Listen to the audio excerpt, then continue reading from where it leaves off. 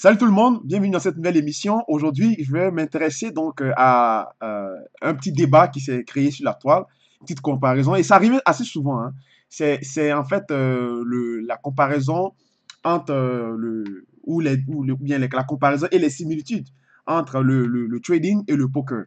Avant de continuer, j'aimerais vous inviter à vous inscrire, bien sûr, à la page Facebook qui est le Global Street Trader Academy, GSTA, ou aussi à vous inscrire également à notre chaîne YouTube où je publie également le même contenu, le même vidéo qui est le GSTA Academy, donc Global Street Trader Academy, ou également de visiter notre site internet qui est le www.gsta Academy, donc GSTACADEMIE.com, donc GSTA Academy en un mot.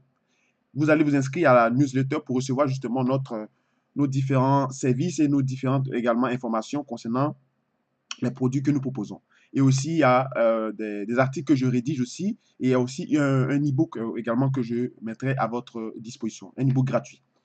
Alors, pour revenir donc à cette polémique, moi-même personnellement, bon, je ne suis pas un joueur de poker. Je n'ai jamais joué au poker. Je n'ai jamais joué au poker de toute ma vie. J'ai déjà vu des gens jouer au poker. On m'a déjà expliqué un peu comment ça fonctionnait. Et vous savez que moi, bon, je ne vais pas m'établir à faire des comparaisons et à faire des similitudes, puisqu'il y en a déjà eu, entre c'est-à-dire les différences et les ressemblances entre le trading et le poker. Et je vais juste parler de façon générale. Vous me connaissez, moi je suis un fondamentaliste, hein. Je suis quelqu'un qui part sur des principes.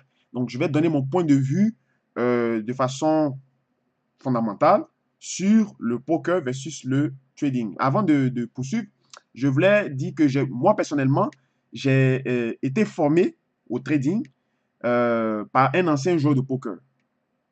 Parce que là où j'ai travaillé, là où j'ai travaillé comme stratégiste de marché, celui qui était le responsable du département au niveau c'est-à-dire celui qui était mon supérieur en termes de stratégie de trading, macroéconomie, des choses comme ça.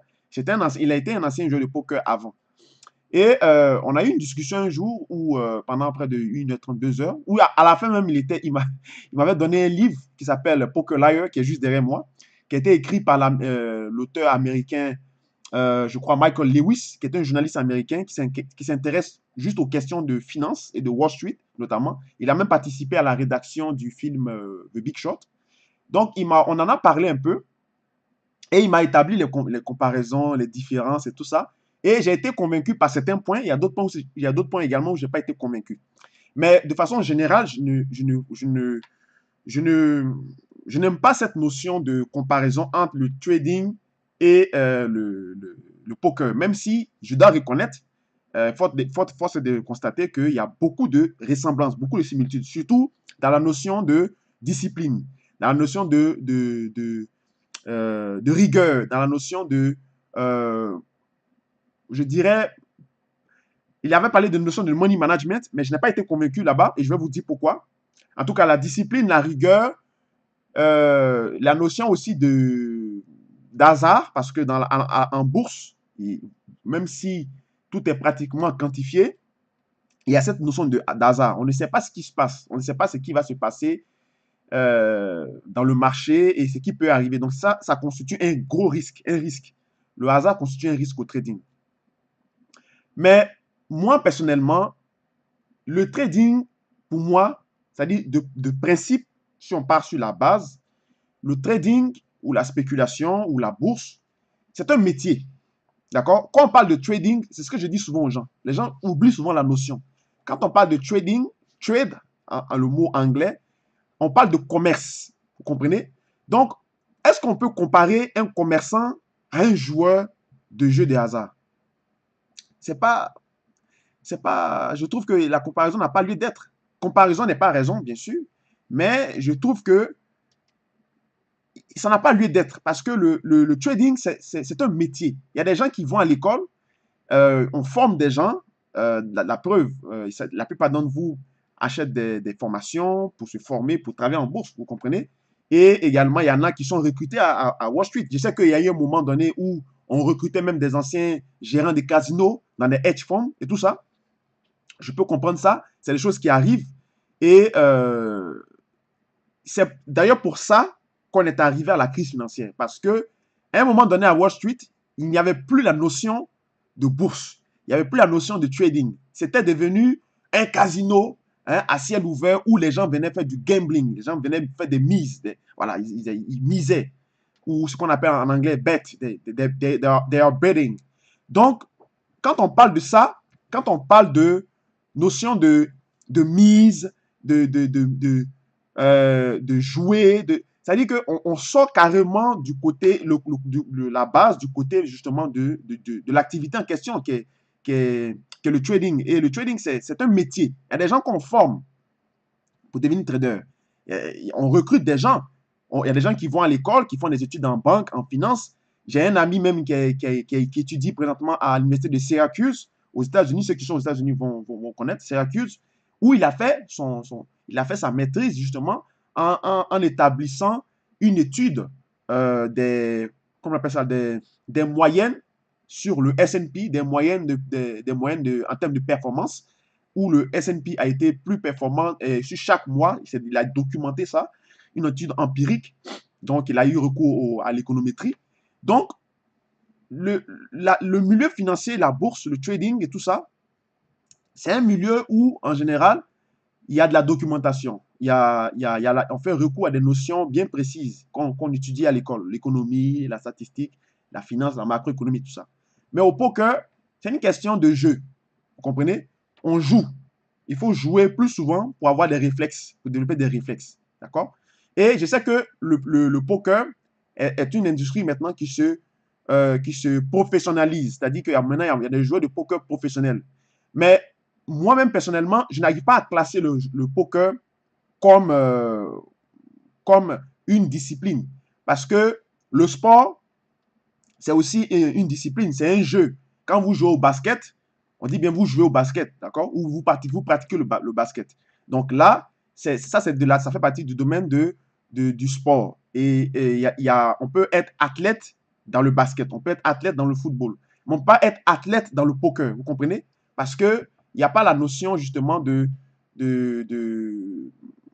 c'est-à-dire que c'est une activité simplement de jeu. C'est un jeu de hasard. Et c'est un jeu, pour moi, c'est un jeu qu'il faut apprendre les règles et puis il faut jouer. C'est juste pour avoir du plaisir, du fun. Mais le trading, c'est un métier, d'accord? Ce n'est pas en un jour que vous apprendrez à devenir trader. Même au poker aussi, je sais que ce n'est pas en un jour que vous deviendrez joueur de poker, mais la notion c'est-à-dire le domaine professionnel qui encadre le poker, bien qu'il est en train de se professionnaliser encore plus, est inférieur à cette notion de trader. D'accord? Il y a des traders qui ont été déjà ministres de l'économie, il y a des anciens traders, des anciens gérants de hedge funds qui ont déjà travaillé comme conseillers. Vous comprenez? Mais il n'y a jamais eu un ancien joueur de poker qui a occupé des fonctions. Donc, il y a une notion un peu plus avancée en termes dans la littérature économique, financière, sur la base de la connaissance, vous comprenez. Et dans le trading, lorsque vous étudiez les figures graphiques que vous aimez bien, comme vous voyez ce qui est à l'écran devant moi, ça c'est le graphe du S&P, c'est documenté, c'est quantifié, il y a des statistiques là-dessus. Tandis qu'au poker, il n'y a pas vraiment de notion quantifiée, il n'y a pas de notion vraiment de statistiques. C'est une question du fait que plus tu joues à des gens, plus tu vas connaître leurs réflexes. Tu vas développer des habiletés qui peuvent te permettre justement de gagner des tournois ou de gagner des compétitions de poker. Alors qu'en bourse, même si tu étudies les graphes et tu étudies également les statistiques et les données empiriques sur justement les figures chartistes ou bien les chandeliers japonais, des choses comme ça que vous connaissez et que vous adorez, ce n'est pas suffisant. Ce n'est pas suffisant parce qu'il y a cette notion de fondamental, il y a cette notion d'analyse technique, même l'analyse technique, elle a ses limites, l'analyse fondamentale, elle a ses limites, et après, on vient encore chercher le côté psychologie, le côté rigueur. Donc, le trading, comme je l'ai dit, c'est un métier, d'accord? C'est un métier qui englobe un certain nombre de choses. Le poker, c'est vraiment sur des bases ou des principes précis, d'accord? Des règles précises. Et il m'avait parlé, la personne dont je parle m'avait expliqué justement certaines similitudes. Donc, on avait parlé de rigueur, de discipline. Il m'a dit aussi que dans le poker, puisque moi je ne joue pas au poker, il m'avait dit également dans le poker, on ne peut pas estimer sa perte avant de jouer. C'est lorsque tu finis de jouer que tu estimes ta perte. Vous comprenez? Et ça c'est un défaut justement du poker par rapport au trading ou par rapport à la bourse qui est fondamental au niveau du money management. D'accord? Avant d'investir sur un marché, vous devez savoir combien ce trade-là, ou bien sûr cet investissement, si ça ne ça ne se passe pas bien, vous devez savoir à peu près, pas nécessairement exactement, mais à peu près combien vous allez perdre, ou bien combien vous êtes prêt à perdre sur cet investissement-là, d'accord? Et il n'y a pas ça dans le poker. Aussi, il m'a dit aussi que une des différences, ce n'est pas vous qui décidez le jeu. On vous distribue des cartes. On vous distribue le jeu. Alors qu'au trading ou en bourse, vous pouvez choisir vos actifs sur lesquels vous voulez travailler. Donc ça encore, c'est une différence que vous voyez que ce n'est pas, ça n'a pas lieu d'être parce qu'il n'y a pas la comparaison sur le poker, le trading n'a pas lieu d'être parce que il n'y a pas cette notion-là. Et moi, j'insiste toujours sur le côté money management.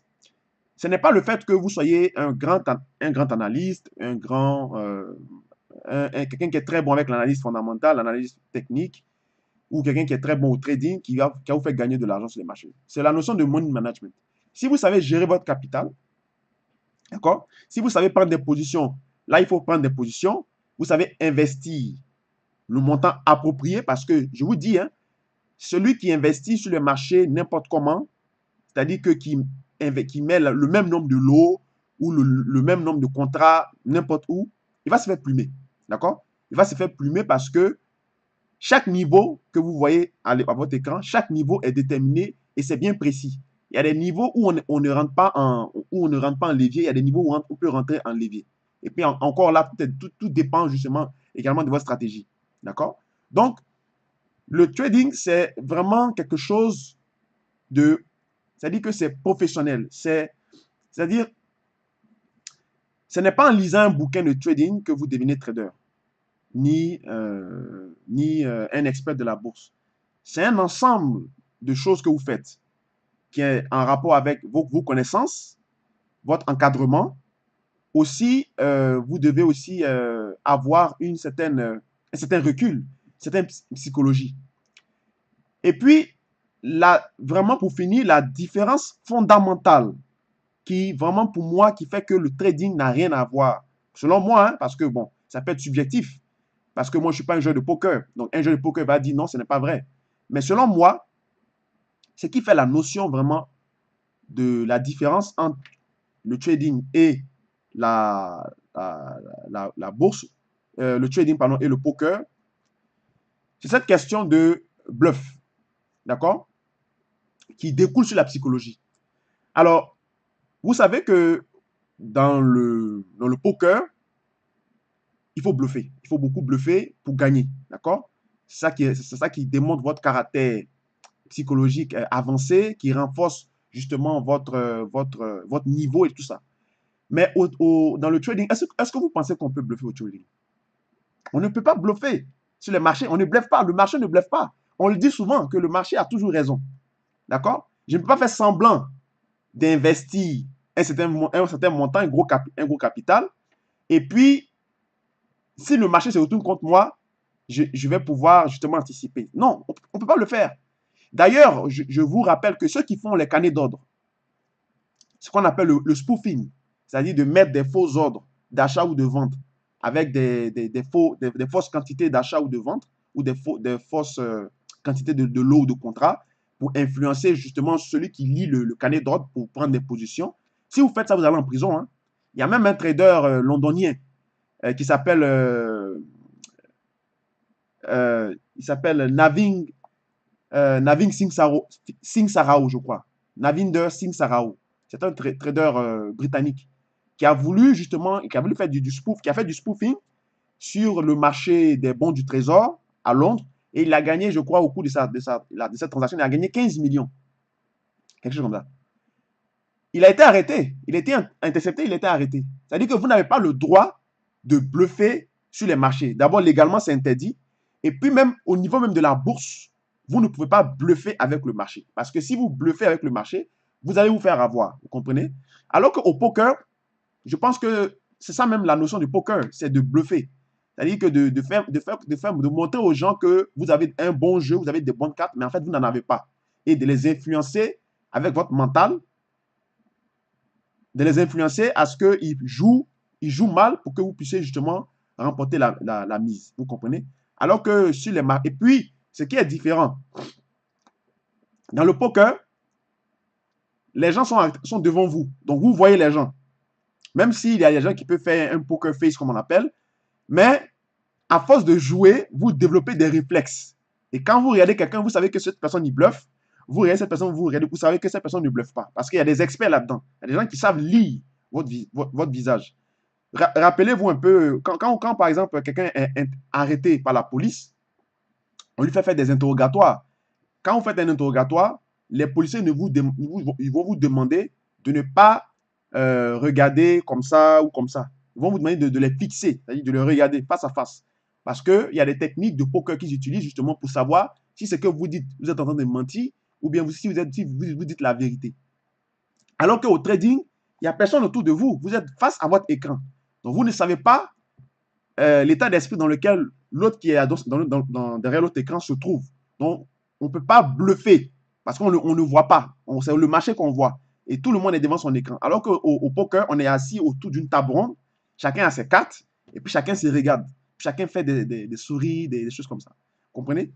Donc, cette notion de trading et de poker, je crois que, selon moi, elle n'a pas lieu d'être parce que le trading est une activité, c'est un métier, ok? Forme on se forme pour devenir trader ou bien pour travailler sur les marchés financiers. Le poker, c'est une activité de loisir, c'est un jeu. Voilà, on ne va pas à l'école pour devenir joueur de poker. J'ai jamais entendu ça. On peut jouer du poker assez souvent et on gagne des tournois un peu partout et on est reconnu comme un joueur de poker professionnel. Mais au trading, ça a un bagage. Ça vient avec l'expérience, ça vient avec les études, ça vient avec la personnalité de la personne lui-même, ça vient également avec aussi ses habiletés, ses réflexes. Donc déjà, il y a déjà une différence. Et c'est sur ça, moi, je m'appuie pour dire que la comparaison entre le trading et le poker n'a pas lieu d'être. Donc voilà, donc c'était ma contribution concernant ce sujet.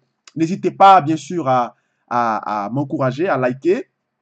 Ça fait plaisir de voir. Aussi à commenter. Il faut aussi commenter. Il faut commenter, il faut me donner votre point de vue. Je prends plaisir à vous lire, que ce soit sur Facebook, que ce soit sur YouTube.